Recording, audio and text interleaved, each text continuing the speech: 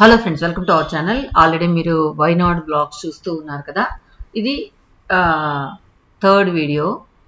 So నిన్న మనం ఎడకల్ కేవ్కి వెళ్ళాం. సో వెళ్ళే దారంతా కూడా చూస్తూ వెళ్ళాం. ఇక్కడ ఎడకల్ కేవ్ వెళ్ళే దారిలో మనకు జస్ట్ ఒక చిన్న ట్రెక్కింగ్ లా ఉంటుంది అనమాట. ఒక 30 minutes అలా పడుతుంది అనుకోండి మనం కింద నుంచి పైకి రావడానికి. సో స్టెప్స్ అయితే కొంచెం కష్టంగా ఉంటుంది, కానీ ఇదైతే మనం కొంచెం నిదానంగా నడిచి రావచ్చు అనమాట.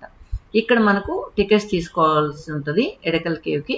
పెద్దవాళ్ళకైతే 50 రూపీస్, చిన్నవాళ్ళకైతే 30 రూపీస్ అనమాట.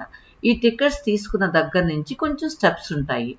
ఇక్కడ నార్మల్గా వాళ్ళు కొంచెం బాగా కూడా చేస్తుండొచ్చు, కానీ ఆ కేవ్కి వెళ్ళే ఫీల్ రావాలని చెప్పి ఆ స్టెప్స్ అంటే న్యాచురల్గా స్టోన్స్ ఎలా ఉన్నాయో అలా పెట్టేస్తున్నారనమాట. అవే ఇప్పుడు మనం ఎక్కబోతూ ఉన్నాము. ఇంకొకటి ఏంటంటే నార్మల్గా మనకు గుహ అనేది కింద ఉంటుంది. ఎక్కువగా కొండని కింద మలిచి దాన్ని గుహలాగా చేసుంటారు. కానీ ఇక్కడ చూడండి, ఆ చిన్న పాపని తీసుకొని కూడా వచ్చారనమాట. అసలు ఆ చిన్న పాపని తీసుకొని పైకి వెళ్ళాలంటే చాలా కష్టం. కానీ వాళ్ళు ఎలా ఎక్కారు, ఎలా దిగారని నాకైతే అర్థం కాలేదు. ఆ చిన్న పాపని తీసుకొని ఇలాంటివి అడ్వెంచర్స్ చేసే ట్రిప్లు అవసరమా అని అనిపిస్తూ ఉంటుంది అనమాట. తర్వాత ఇప్పుడు మీరు చూసినట్లయితే కొండ మధ్యలో వెళ్ళాల్సి ఉంటుంది అనమాట. ఇందాక మనం చెప్తూ ఆ పాప గురించి టాపిక్ డైవర్ట్ అయింది కదా. పైన అంటే కొండ పైన కేవ్ చేస్తున్నారు అనమాట. కొండ పైన గుహ చేస్తున్నారు. ఆ గుహలో 6,000 years బ్యాక్ ఉన్న కొన్ని రాతలన్నీ చూసి ఇది 6,000 years బ్యాక్ చేసిన గుహ అని చరిత్రకారులు చెప్పారంట. ఇక్కడ చూడండి, ఇక్కడి నుంచి మనం పైకి వెళ్ళేదానికి ఆ స్టెప్స్ అంతా కూడా న్యాచురల్గా రాళ్ళతో ఉంటుంది. అన్ఈవెన్గా ఉంటాయన్నమాట. కొంచెం కష్టమే ఎక్కడం కూడా, ఎందుకంటే ఒక్కొక్కసారి మనకు స్లిప్ అవుతూ ఉంటుంది అనమాట. చూడండి, రాళ్ళు కూడా అన్ఈవెన్గా ఉన్నాయి. సో చాలా జాగ్రత్తగా మనం ఇక్కడ నడవాల్సి ఉంటుంది. సో మాలో ఒకరు కొద్దిగా స్లిప్ అయింది, కాలు కూడా బెనికిందంట. అలా ఉందన్నమాట పరిస్థితి ఇక్కడ. కానీ ఇప్పుడు సమ్మర్ అవడం వల్ల చాలామంది ఈ ట్రిప్స్కి రావడం, ఇలాంటి ప్రదేశాల్లో కొద్దిగా క్రౌడ్ ఉంటుంది. నార్మల్గా అయితే ఇంత క్రౌడ్ ఉండదంట. సో ఇక్కడ వెళ్ళేటప్పుడు ఏంటంటే 1 by 1 రావాల్సి ఉంటుంది అనమాట. ఇది మనం ఒక 75% ఇక్కడికి వచ్చామన్నమాట. ఈ 75% తర్వాత ఇలా ఉంటుంది. ఈ లోపల చిన్న గుహ ఉంటుంది. దీని లోపల నుంచి మనం మళ్ళీ పైకి వెళ్ళాల్సి ఉంటుంది.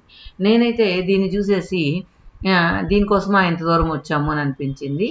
కానీ మొత్తం కూడా న్యాచురల్గా ఏర్పడిన ఈ కొండ మధ్యలో ఎక్కడానికి కష్టమైన దగ్గరంతా కూడా ఇలా స్టేర్ కేసు స్టీల్తో వేశారన్నమాట.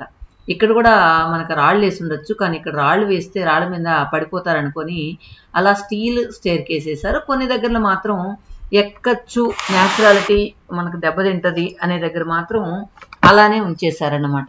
ఇక్కడైతే కొంతమంది వీడియోలు తీస్తూ పడిపోతున్నారు.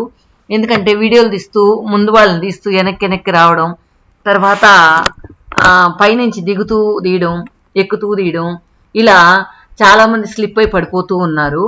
అదే అంటూ ఉన్నారనమాట అక్కడ వీడియోస్ తీసేవాళ్ళు. జాగ్రత్తగా ఒక చోట నిల్చుకొని తీసుకోండి, అటు ఇటు తిరగకుండా అనేసి. ఇక్కడి నుంచి వ్యూ చాలా బాగుంటుంది. చూడండి, ఎక్కేదానికి అందరూ కూడా ఆయాసపడుతూ ఉంటారు. ఇక్కడ మనం ఒక సైడ్ అంతా కూడా ఆ హిల్ ఏరియానంతా కూడా కవర్ చేయొచ్చు. తర్వాత ఇక్కడికి వచ్చేసిన తర్వాత చాలా నిటారుగా స్టేర్ కేస్ ఉంటుంది అనమాట. ఇది మొత్తం కూడా మనకు ఐరన్తో చేసి ఉంటుంది. చాలా నిటారుగా ఉంటుంది. సో దీన్ని దిగేటప్పుడు ఈజీ, కానీ ఎక్కేటప్పుడు చాలా కష్టమైంది. సో మా వాళ్ళందరూ కిందనే ఆగిపోయారు. ఈ నిచ్చెన లాంటి స్టెప్స్ చూసి ఇంత దూరం వచ్చి ఆగిపోయారు. నేను అదే అన్నాను, ఇంత దూరం వచ్చారు కదా, కష్టపడి ఎట్లొకట్లు పైకి రావచ్చు కదా అంటే, లేదు మా వల్ల కాదని చెప్పి కింద ఆగి రిటర్న్ వెళ్ళిపోయారనమాట వాళ్ళు. సో వాళ్ళకి టికెట్ కూడా వేస్ట్ అయిపోయింది అంత దూరం వచ్చి. ఇది మనం రియల్ అంటే ఇక్కడ కరెక్ట్ పాయింట్కి వచ్చామన్నమాట. కిందది చిన్నది, ఇది ఇలా ఉందన్నమాట. కానీ ఇంత పెద్ద కొండ మీద దీన్ని ఎలా మలిచారు అనేది చూడాల్సి ఉంటుంది అనమాట. ఇక్కడ మనం లెఫ్ట్ సైడ్ చూసినట్లయితే కొన్ని రాతలు ఉన్నాయి. అవి ఆ లిపి అర్థమయ్యే వాళ్ళకి అర్థం అవుద్ది. దాన్ని డీకోడ్ చేసి ఇది 6000 years బ్యాక్ దీన్ని చేశారు అని మాత్రం చెప్పారు. తర్వాత ఇక్కడ పైన కొండంతా కూడా ఈ విధంగా ఉంటుంది. ఒక దగ్గర మాత్రం 2 కొండలు కింద నుంచి పైకి జంటగా వచ్చాయి, కానీ ఆ మధ్యలో ఒక చిన్న గ్యాప్ ఉందన్నమాట. ఆ గ్యాప్ కింద నుంచి పై వరకు ఉంది. అది చూడడం కూడా కొంచెం బాగా అనిపించింది. సో మెయిన్ ఇక్కడికి వచ్చిన తర్వాత చాలా చల్లగా అనిపించింది అనమాట. నార్మల్గా రాళ్ల మధ్యలో మనకు ఎక్కువగా సెగగా ఉంటుంది, కానీ ఇక్కడ మనకు చాలా చల్లగా ఉంది. ఇక్కడికి వెళ్ళిన తర్వాత నేను చెప్పాను కదా, ఆ 2 కొండల మధ్య రాయిని చూపిస్తారండి, చూడండి. అప్పుడు రాసిన గీతలన్నీ కూడా ఇక్కడ ఉన్నాయి. తర్వాత ఇక్కడ లోపలికి వెళ్తే ఇరుక్కుపోతారని చెప్పి ఒక చిన్న గేట్ లాగా వేసేస్తున్నారు, చూసారా. కింద నుంచి ఈ 2 కొండలు ఇలా 2 అతుక్కున్నట్టు ఉంటాయి, కానీ అతుక్కోవు అనమాట. పైకి వెళ్ళేటప్పటికి ఈ విధంగా చూడండి, ఇలా కత్తిరించినట్లు ఉంది, కానీ ఇది కట్ చేసింది కాదు, ఇది న్యాచురల్గా ఏర్పడిందే అన్నమాట. సో ఈ సందులోకి వెళ్లకుండా ఒక గేట్ వేసి అక్కడ తాళం వేస్తున్నారన్నమాట. చూడండి అలా గేటు. అందరూ వీళ్ళు లోపలేముందో అని చూస్తూ ఉన్నారు. సో నేను వస్తూ ఉంటే ఒక అతను అడిగాడు అనమాట, అందరూ అక్కడికి వెళ్తున్నారు, అక్కడ ఏముందని. అదే చెప్పాను, ఏం లేవు, 2 కొండల మధ్య ఒక లైన్ ఉంది అంతేను అని చెప్పి. సో దిగేటప్పుడు కూడా చాలా కేర్ఫుల్గా దిగాలి. రాళ్ళ మధ్యలో కాలు పడిందా గోవిందా గోవిందా. నాకైతే పైకి ఎక్కడానికి పెద్ద కష్టమేం అనిపించలేదు, ఎందుకంటే నేను ఇప్పుడు జిమ్కి వెళ్తూ ఉన్నాను కాబట్టి ఒక 3-4 monthsగా నాకు కొంచెం ఎక్కడం దిగడం వెయిట్ లిఫ్ట్ చేయడం అనేది కొంచెం కష్టం అనిపించట్లేదు. లేకపోతే మా సిస్టర్ వాళ్ళందరికీ పైకి ఎక్కడానికి కష్టమయ్యే సగం నుంచి వెళ్ళిపోయారు. లాస్ట్కి ఎడ్జ్ వరకు వచ్చింది, నేను మా వారే వచ్చామన్నమాట. ఇంతకీ పైకి వచ్చినందుకు కొంచెం బాగా అనిపించింది అనమాట. ఎందుకంటే పైన కొండ పైన న్యాచురల్గా ఏర్పడిన ఒక గుహ అన్నమాట ఇది. ఇక్కడంతా కూడా మన గీతలన్నీ కనిపిస్తున్నాయి కదా, దీన్ని బట్టి ఇది 600 years బ్యాక్ ఏర్పడిన న్యాచురల్గా ఏర్పడిన గుహ అని మాత్రం అర్థమైందన్నమాట. ఇక్కడ ఎవరో తలదాచుకోవడానికి ఇక్కడ ఉన్నారు అనే అర్థమైంది. ఇది 1985లో ఈ లిపిని డీకోడ్ చేసుకొని ఇది 6000 years బ్యాక్ అని చెప్పి నిర్ధారించారంట. సో ఇక్కడంతా కూడా ఆ గోడ మీదంతా కూడా పాచి పట్టిపోయి చిన్న చిన్న ఆ చెట్లు కూడా మొలిసేస్తున్నాయి అనమాట. అవి మనం గమనించినట్లయితే ఒక పక్క ఏం క్లియర్గా ఉంది, ఒక పక్క చిన్న చిన్న చెట్లు మొలిచేస్తున్నాయి. ఇక్కడ నుంచి చాలా ఎత్తు వరకు పెద్ద గుహ అని చెప్పచ్చు, చాలా ఎత్తు కూడా ఉంది, పెద్ద గుహ అని చెప్పచ్చు.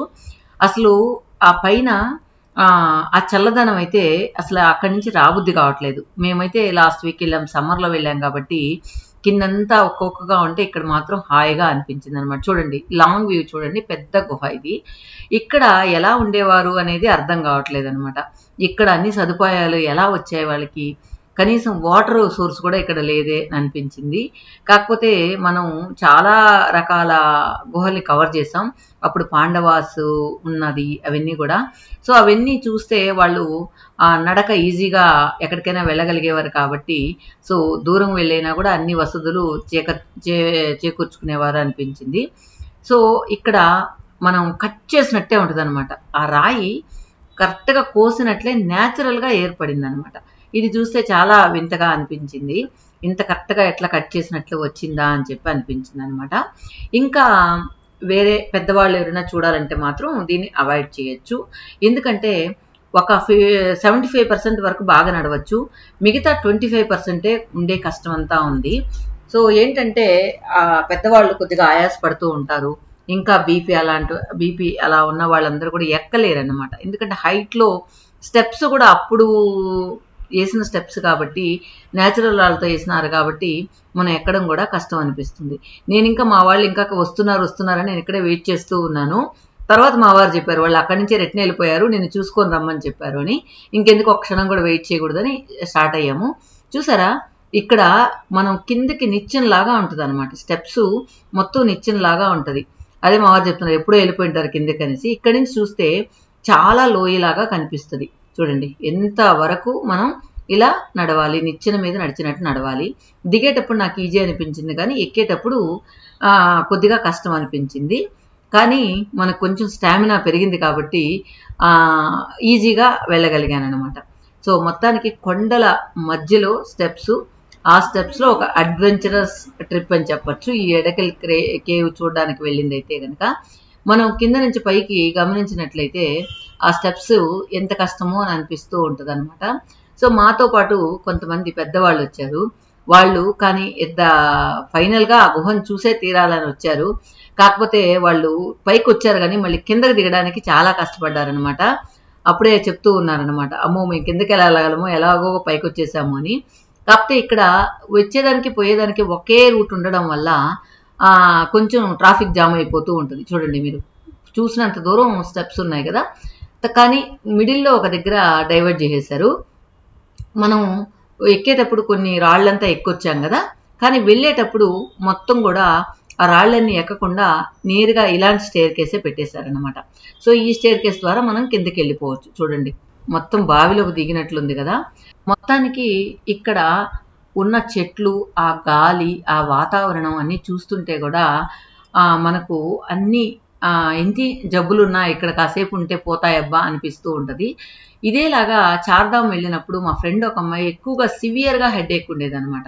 ఏదైనా జర్నీ చేస్తే చాలు ఆ అమ్మాయికి వామిటింగ్స్ అలా అయ్యేటువంట. కానీ ఆ అమ్మాయికి అక్కడ చార్ధామ్ ట్రిప్ వెళ్ళొచ్చిన తర్వాత తగ్గిపోయిందంట. ఇక్కడ చూడండి ఏంకాయ వంకాయలాగా ఉంది, తగ్గిపోయిందంట. అలాగే అనిపించింది నాకు. ఇక్కడ ఎన్నో ఔషధంతో కూడిన మొక్కలు ఉంటాయి కదా, సో ఇవన్నీ మనం చూస్తే మనం గాలి పీల్చుకుంటే బాగా అనిపిస్తుంది అని అనిపించింది. ఇక్కడంతా నార్మల్గా తోటలు అన్నమాట. సో మొత్తానికి గతుకుల రోడ్లో మా వాళ్ళు పైన నెత్తులు తలకాయలు డ్యామేజ్ అయిపోతాయని మా వారు డ్రైవింగ్ చూసి పైన పిల్లోస్ పెట్టుకుంటూ మా వారిని టీస్ చేస్తూ ఉన్నారనమాట. నానా నీ డ్రైవింగ్లో అయితే మాకు తలకాయలు పగిలిపోతాయి అని చెప్పి ఏడిపిస్తూ ఉన్నారు. సో మొత్తానికి ఎడకల్ కేవ్ అయితే చూసేసి వచ్చేసాం. సో ఈ రోజుతో ఫస్ట్ డేలో ఒక ప్లేస్ అయిపోయింది అనమాట. ఇక మధ్యాహ్నం లంచ్ చేసేసి నెక్స్ట్ మేము వెళ్ళాలనుకుంటున్నాం డ్యామ్కి. సో ఇది వరల్డ్లో నెంబర్ 2nd ప్లేస్ ఉన్న డ్యామ్ అని చెప్పారు. అక్కడికి వెళ్తూ ఉన్నాం, కానీ వాతావరణం మారుతూ ఉంది, వర్షం వచ్చేలాగా కూడా ఉందన్నమాట. కానీ మనం ఇలా వెయిట్ చేస్తూ ఉంటే టైం అయిపోతూ ఉందని ఎలాగైనా సరే ఒక్క రోజుకి 2 ప్లేస్లు కవర్ చేయాలనేది మా టార్గెట్ అనమాట. సో నెక్స్ట్ ఆ డ్యామ్ దగ్గర జిప్ లైన్, అంటే లాంగెస్ట్ జిప్ లైన్ అంట, అది ప్లస్ ఆ డ్యామ్ ఎలా ఉందో చూద్దాం. ఓకే ఫ్రెండ్స్, ఈ వీడియో మీద మీ వాల్యుబుల్ కమెంట్స్ చెప్పండి. ఎడకల్ కేవ్ ఎలా అనిపించింది, మీరు ఎవరైనా వెళ్ళారా, వెళ్తే మీ ఎక్స్పీరియన్స్ ఏంటి అనేది కమెంట్స్లో చెప్పండి. Thank you.